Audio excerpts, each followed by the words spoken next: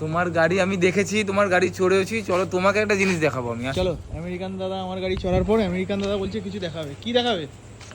এই যে এটা হচ্ছে আমার স্বপ্ন পূরণ, মানে আর একটা স্বপ্ন পূরণ আরে লাভলি।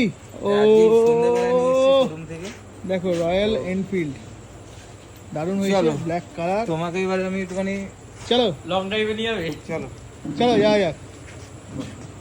তুমি একটু চালাবে দাদা? চলো। না না তুমি চালাও, তুমি চালালেই ভালো লাগবে। আর গাড়ি পিছনে বসবো আমেরিকান দাদা।